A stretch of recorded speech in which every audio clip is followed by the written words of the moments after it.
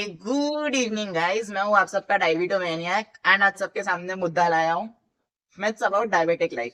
And आज हमारे साथ है बहुत special guest mister Sanket Pant से sir. So a very warm welcome to diabetomaniac. Thank you Siddhesh.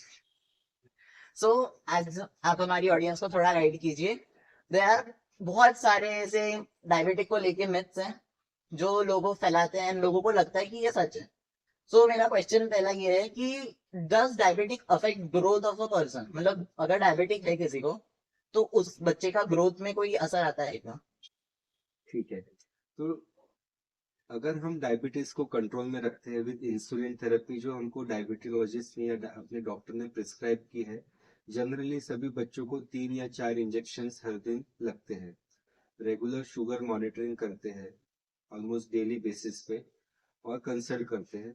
Plus एक हेल्दी बैलेंस डाइट लेते हैं जिसमें जंक फूड का कंजम्पशन कम से कम हो और रेगुलर आउटडोर स्पोर्ट्स एक्सरसाइज या आउटडोर गेम्स खेलते हैं, तो जनरली डायबिटीज से ग्रोथ पे अफेक्ट नहीं होता है।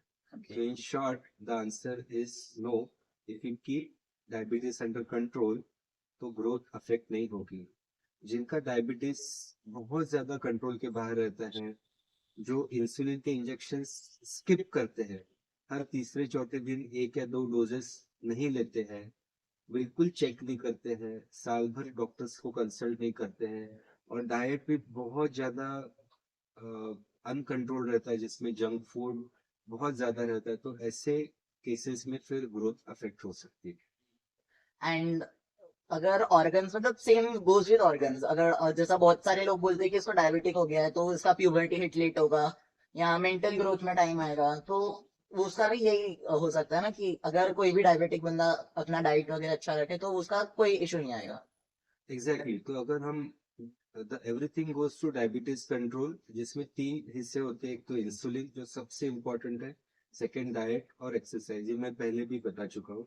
तो अगर हम ये तीनों पे बहुत अच्छे से फोकस करेंगे तो हमारा growth, puberty, mental development affect नहीं होता है। एंड इनफैक्ट हम लोग देखते हैं कि जो फोकस करते हैं इन तीनों पे, साथ में एक पॉजिटिव आउटलुक रखते हैं towards diabetes, towards life in general, towards studies, sports, everything, तो वो बाकी बच्चों से जिनको डायबिटीज नहीं है उनसे फार बेटर परफॉर्म करते हैं।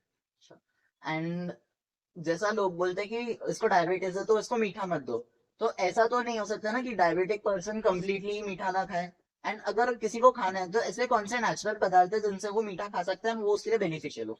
ठीक है, तो ये बात गलत है कि अगर आप किसी को भी डायबिटीज हो जाए, चाहे वो टाइप 1 डायबिटीज है जो बच्चों में हो सकता है, जो टाइप 2 डायबिटीज है जो अक्सर बड़े लोगों को होता है, बिल्कुल भी स्वीट्स कभी नहीं खा सकते हैं।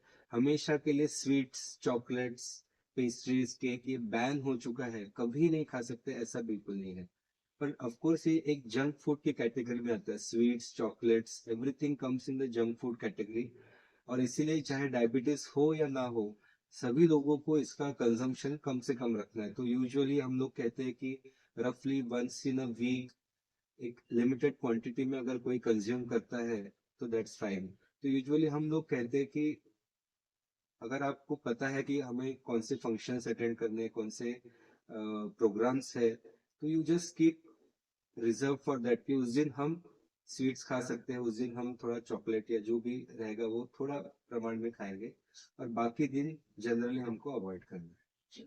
एंड एक ये क्वेश्चन तो है जो बहुत सारे आई होप डायबिटिक लोगों को भी आता है कि जितना ज्यादा वो लोग इंजेक्शन प्रिक करते हैं अंदर, उतना उसका कोई डिसएडवांटेज होता है क्या, एंड इंसुलिन का कोई एडवर्स इफेक्ट है क्या? तो इंसुलिन इज अ हार्मोन जो डायबिटीज के बच्चों में या पेशेंट्स में कम प्रमाण में तैयार होता है, तो उसी हार्मोन को इंजेक्शन के रूप में वो लोग बाहर से लगाते हैं, इधर आर्म्स पे या थाइस पे या पेट पे। तो insulin is a natural hormone, तो इससे लॉन्ग टर्म में कोई साइड इफेक्ट्स नहीं होते। उससे जो इमीडिएट, जो तुरंत एक साइड इफेक्ट हो सकता है वो है लो शुगर, जिसे हम हाइपोग्लाइसीमिया कहते हैं।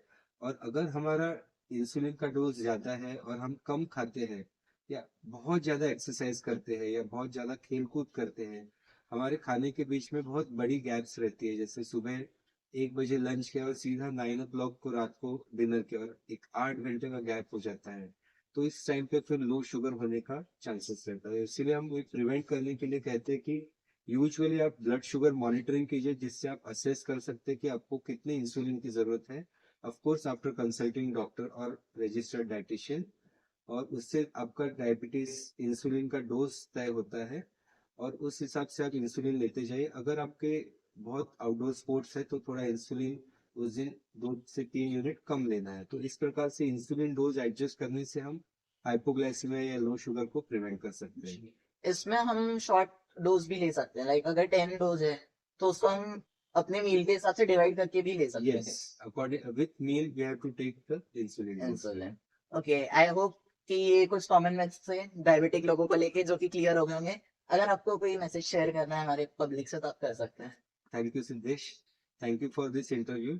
और मैं सभी डायबिटीज के बच्चों को यही कहना चाहूंगा कि डायबिटीज हो गया मतलब हमें कोई बीमारी नहीं है, ये बस एक कंडीशन है जिसमें हमारे ब्लड में शुगर लेवल ज्यादा है, और जिसे कंट्रोल करने के लिए हम इंसुलिन ले रहे हैं, थोड़ा डाइट कंट्रोल कर रहे हैं और एक्सरसाइज कर रहे हैं, दैट्स ऑल। तो ये कोई बीमारी नहीं है, इसे हमने ऑब्स्टेकल नहीं मानना चाहिए। We should have a positive outlook towards diabetes, कि हम उसको अच्छे से कंट्रोल रखेंगे, डाइट करेंगे।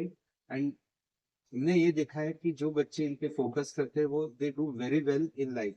और इसका एक बेस्ट एग्जांपल हमारे साथ है Siddhesh, who is very good badminton player, studies में भी फोकस करता है, और आप देख सकते हैं कि he is doing extremely well for himself. तो अगर हम पॉजिटिव आउटलुक रखें, नंबर 1 रेगुलर इंसुलिन ले, नंबर 2 डाइट और एक्सरसाइज पे फोकस करें, तो diabetes is a not a big problem for me. Thank you. Thank you so much sir, आपने अपना टाइम शेयर किया हमारे साथ। एंड आई Thank होप हमारी ऑडियंस को भी बहुत कुछ सीखने को मिला होगा। Thank you so much. So अभी जैसा कि आप सबने देखा, diabetes is not at all a disease, it's just a खेल of lifestyle and health and food.